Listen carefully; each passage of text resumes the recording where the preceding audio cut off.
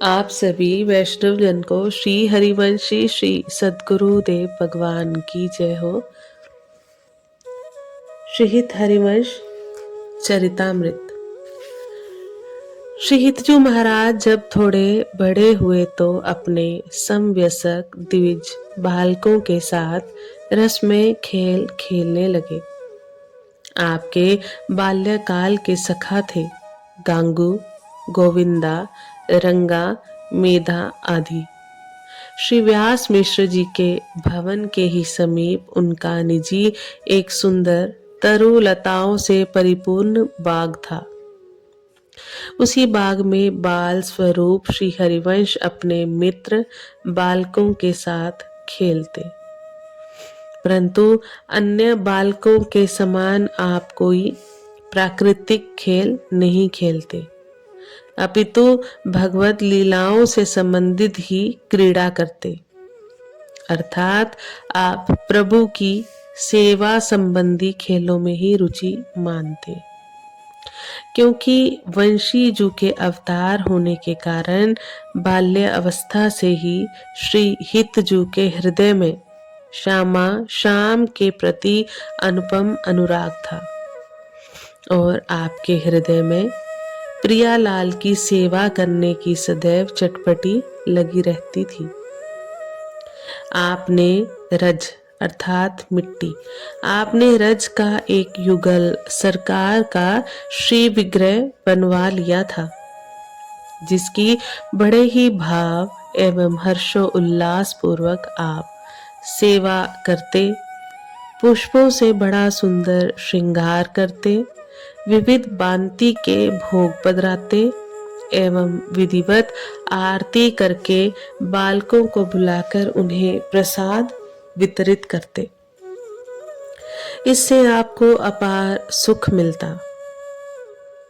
आप कभी अपने प्रिया प्रीतम को झूला झुलाते, कभी ताली बजाकर श्री विग्रह के सामने बालकों के साथ कीर्तन करते, कभी बगीचे में से सुंदर पुष्प चयन करके लाते और श्री युगल का श्रृंगार करते, कभी पुष्प मंगला बना करके उसमें अपने प्रियालाल को पधराते।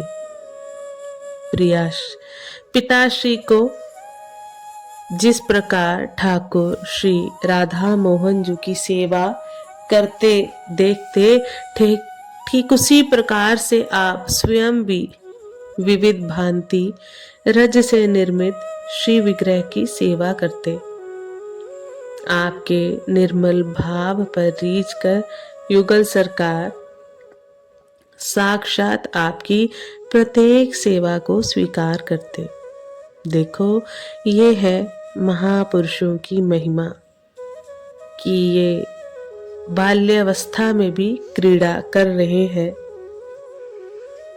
तो प्रियतम की सेवा संबंधी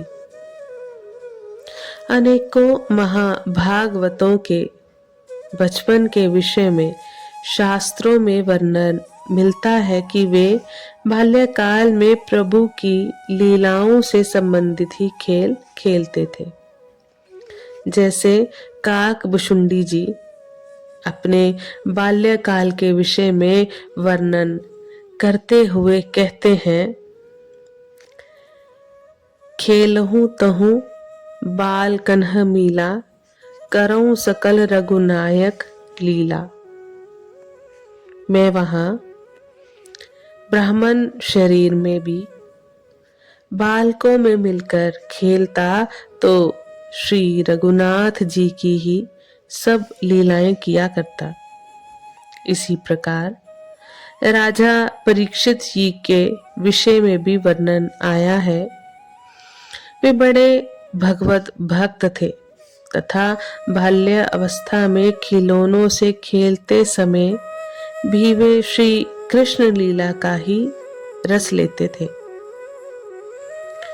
इसी प्रकार श्री उद्धव जी के विषय में लिखा है, जब ये 5 वर्ष के थे तब बालकों की तरह खेल में ही श्री कृष्ण की प्रतिमा बनाकर उसकी सेवा पूजा में ऐसे तन्मय हो जाते थे कि कलेवे के लिए माता के बुलाने पर भी उसे छोड़कर नहीं जाना चाहते थे।